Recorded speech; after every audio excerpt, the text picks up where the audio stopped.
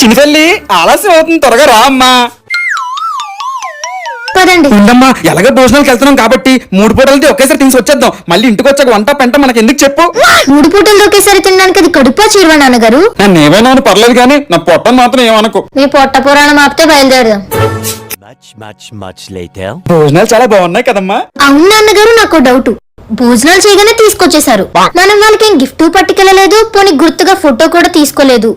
ఇంతకీ వాళ్ళెవరు? మీకేమవుతారు? వాళ్ళెవరో నాకేం తెలుసు. తెలియకుండా మరి భోజనాలకి ఎందుకు వెళ్ళాం నాన్నగారు? చూడమ్మా బంగారు తల్లి, ఎంత ఎండలో మనం వంటలా చేసుకుంటాం చెప్పు. అది కూడా ఇంట్లో బియ్యము కూరగాయలు అయిపోయాయి. అవి తెచ్చుకోవాలంటే డబ్బులు ఖర్చు పెట్టాలి. అందుకే రోడ్డు మీద ఎవరితో ఫంక్షన్ అయితే నేను తీసుకెళ్లిపోయాను. పరువు అనే ఒక సబ్జెక్ట్ ఉంటుంది, తెలుసా మీకు? మనకు అలాంటివేం లేదులే అమ్మా. మీకు లేదేమో, నాకుంది. బంగారు తల్లి, నేను చెప్పింది నేనమ్మా.